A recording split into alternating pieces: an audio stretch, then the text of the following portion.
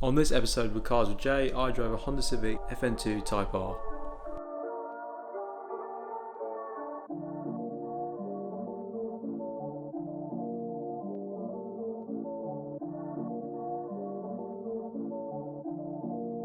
Ryan Little.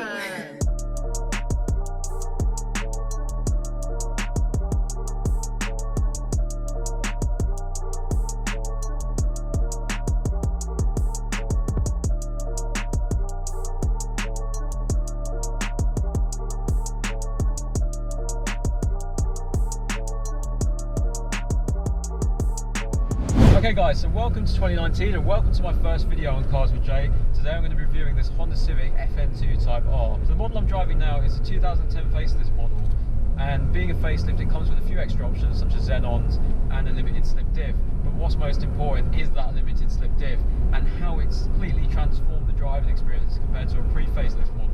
But I'll get onto that later. So I'm going to take this car around some British B roads at the moment. I'm going to find out exactly what it's like, because from the get-go this thing is actually pretty insane. And considering what these cars are at in the market at the moment, for like £5,000 plus minus 2.5, you can get some really good examples. Looking on Auto Trader, you can get the cars for £2,500 at the cheapest with about 130,000 miles and some dodgy service history. And on the upper end of the scale, you're looking at £10,000 to £12,000 for a car with about 20,000 miles on it, with a very good service history, full service history probably, most likely with Honda. So that's kind of what you're looking at price-wise. The car that I'm driving now is pretty special because it's a deep sapphire blue. Now the deep sapphire blue there was only about 150 of those made, and they're extremely rare. If you look on Auto Trader now, you'll see a lot of championship white editions, but you'll hardly see any, or you probably won't see any deep sapphire blues for sale. The Honda Civic FN2 Type R has a K20 series engine. This is a 4-cylinder 2-litre engine that produces 198 brake horsepower at 7,800 RPM. Being naturally aspirated, its torque figures are rather modest, 142 pounds-feet, which is achieved at 4,800 RPM. However, that shouldn't be a concern, as it still propels you from 0 to 60 in a respectable 6.4 seconds.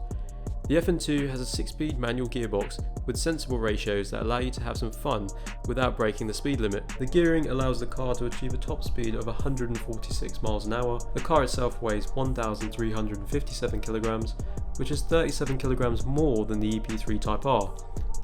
Honda didn't even make up for the added weight by adding extra power to the FN2, so it actually still has the same horsepower as the EP3. The EP3 was highly recommended because of its independent rear suspension, to which Honda scrapped in the FN2 for a less desirable torsion beam suspension setup. The effect of this is that the car is not as playful as the EP3, hindering the driving experience. Let's talk about the way this car feels, because I've been driving this car around the countryside now for about an hour, and I've gotten to know about how the car kind of reacts and the kind of its characteristics. So this car is quite heavy, but you could do things like take the interior out, put lighter wheels on it, and it will improve it. I'd say it will improve it a lot. However, as it comes from factory, it is something that once you get used to, you can still have a lot of fun with it. The chassis is extremely playful. One thing I noticed immediately was the steering. The steering is extremely precise, and nowadays steering in most modern cars is fully electric, and it's falsely weighted. Either like Audis have extremely unrealistic steering wheels, they're like weirdly heavy, and then you've got Mercedes which are extremely light. However, Honda have got it just right with this car. Now this car doesn't follow the camber of the road at all. It's not affected by any undulations in the road, and that's a good thing. You don't want to be continuously correcting the car when you're taking it for a nice cruise. You want to be able to just point and shoot, and that's what the car does really, really well. The car feels like it wants your input, but it doesn't feel like it wants too much, so that you're continuously aggravated or you're going to be tired putting that much effort into driving the car. But you can there's still a lot of fun to be had. Okay, so the steering just feels magnificent. As I've described, it's just perfectly weighted. So moving on to the gearbox. Now, gearboxes in a lot of cars really do affect your kind of feel with the car. You don't want something that's too easy to slot in gear, you don't want something that's too hard, so it's laborious. Now this car is just perfect, because if you want to heel and toe,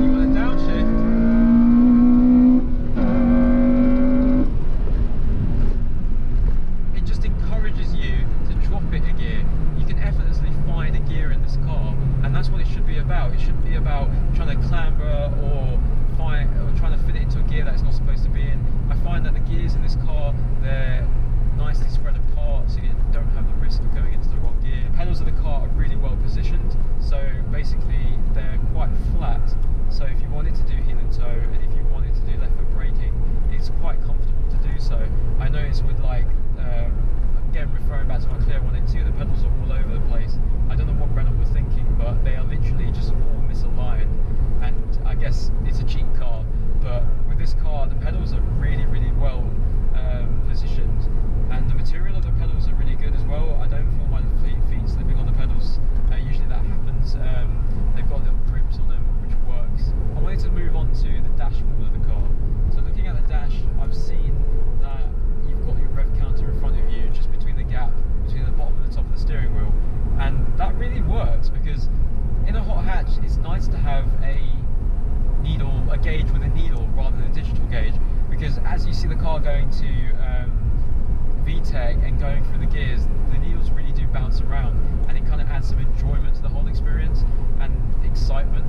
And just above the steering wheel, you've got the miles an hour, which is spot on. I think the placement is great. It would have been nice to see 2 gauges with needles, but the fact that everything's driver focus is all centralized, and all I have to do is look slightly away from the windscreen just to see what speed I'm going is really good, because you don't feel like you're distracted. The character size of the numbers is large enough so that you can actually look at what speed you're doing without actually taking your eyes away from the road. So it's very driver focused, and Honda put a lot of thought into the way they've designed this car. It does look weird though, and I know it looks quite controversial with a lot of people. Out of its rivals, it's not the best looking hot hatch. With its unique lines and spaceship styling, it's definitely the most unique. However, this particular model in deep sapphire blue looks mature and sensible with a touch of class. Let's talk about VTEC.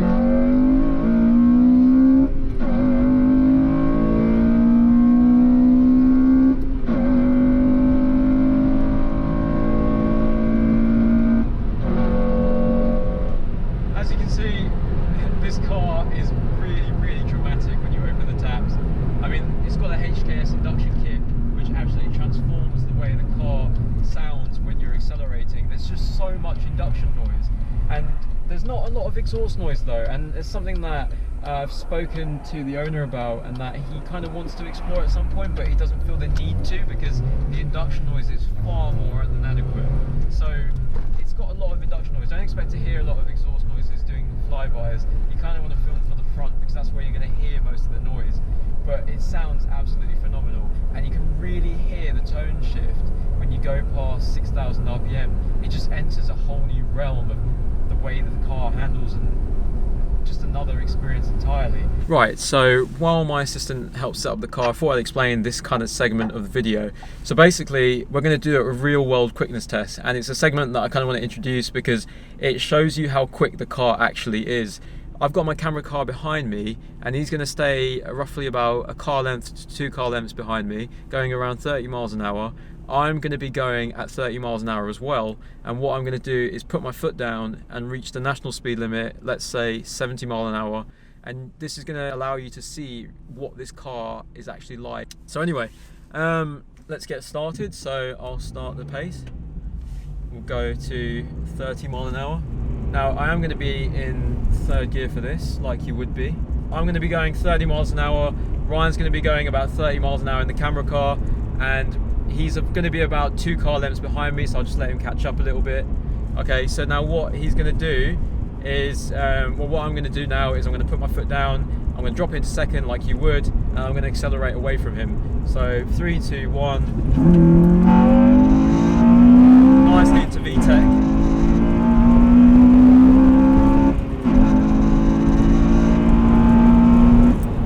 Hopefully by that you can gauge how quick this car is. I can see Ryan in the distance, and he is very far away. Okay, so as well as me saying my opinion on the car, it's all well and good. However, Ryan, who's sitting on the left of me, actually owns this car, and he uses it every now and then. And I think it's best to get an owner's opinion. Obviously, you can expect it to be slightly biased. I mean, if he's not going to be biased, it's great on him.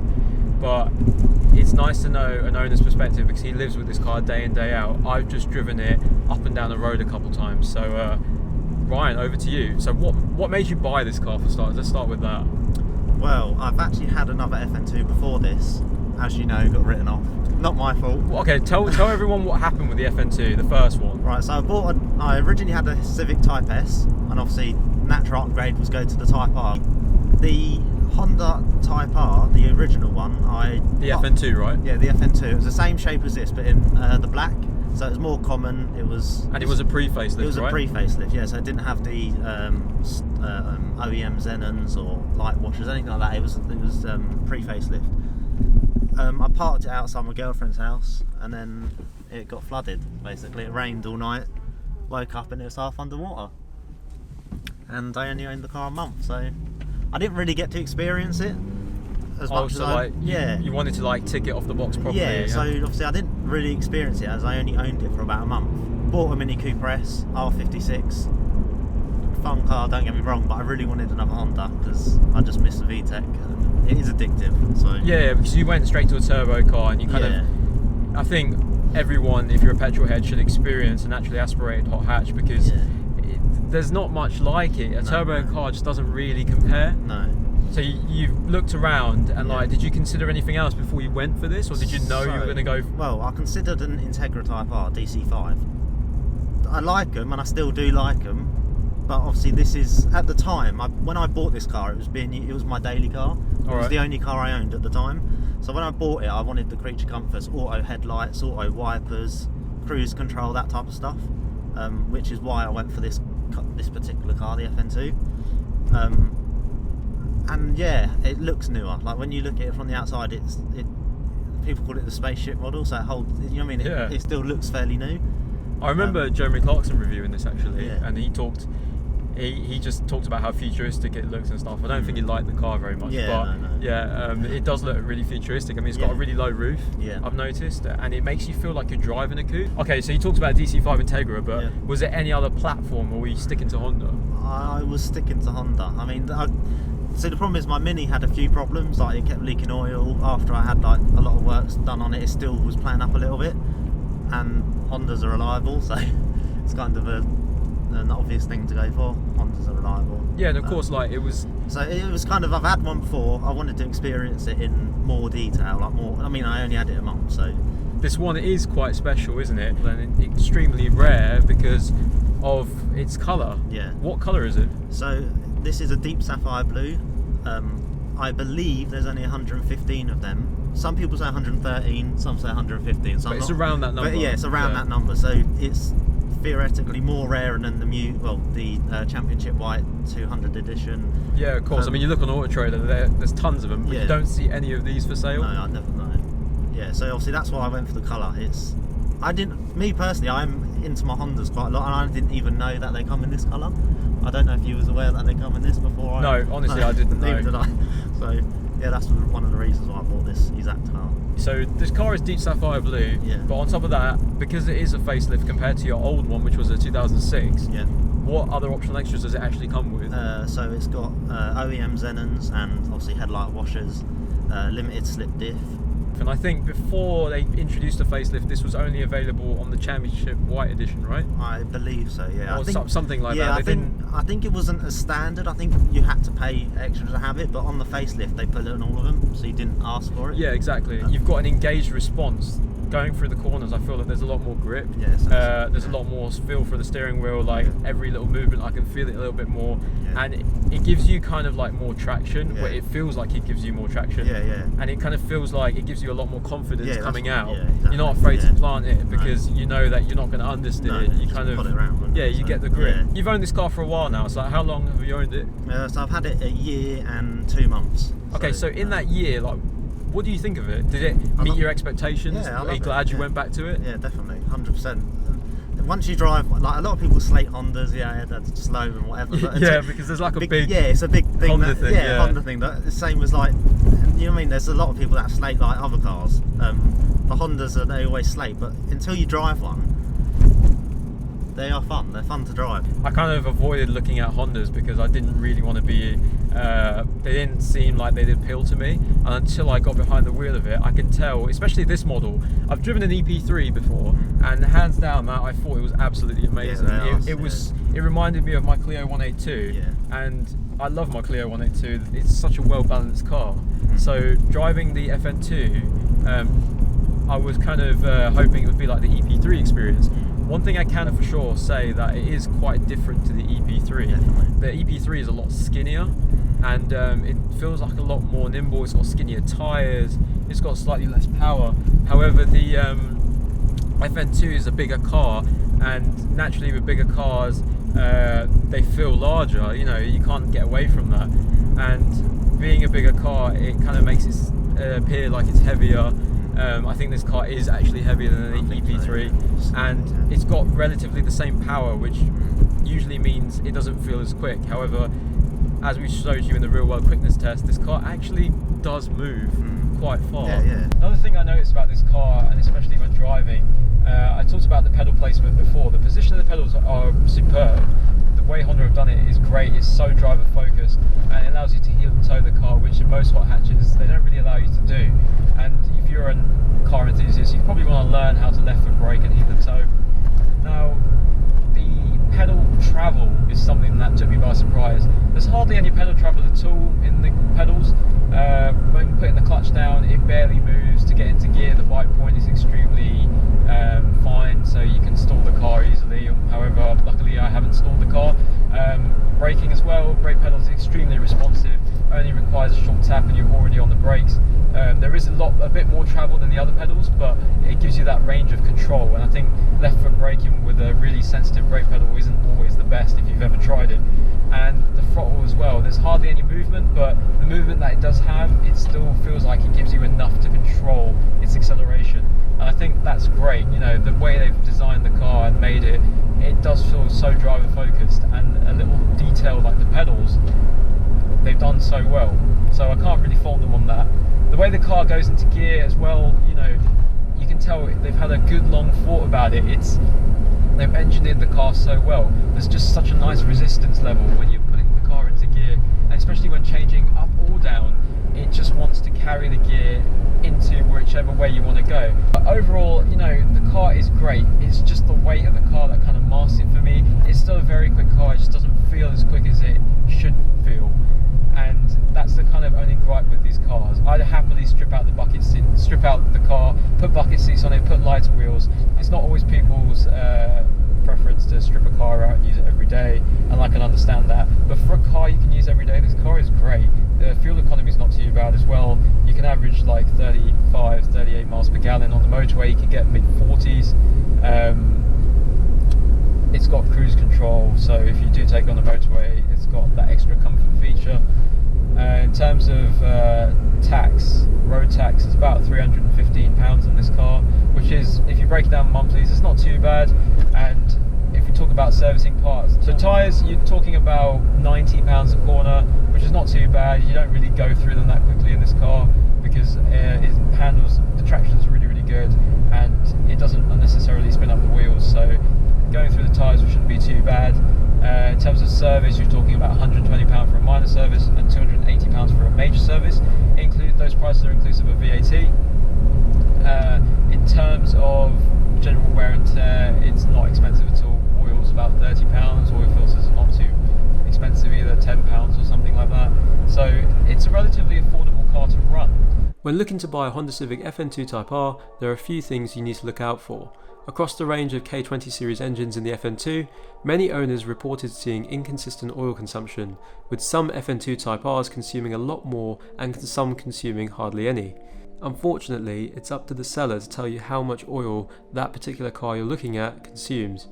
The second issue is the gearbox, and more specifically, the third gear synchro. Over time, and quite easily, it can become damaged and will need replacing. Honda did replace these under warranty, so it's a good idea to check if there's any evidence the change has been made. All in all, apart from the two issues specified above, the car should be perceived like any other car when purchasing. Make sure you thoroughly check around the vehicle and its documentation, and if everything stacks up, I would definitely recommend that you buy one. I hope you enjoyed this video of Cars with Jay. Please give it a like rating, and if you'd like to see more videos like this, please hit that subscribe button.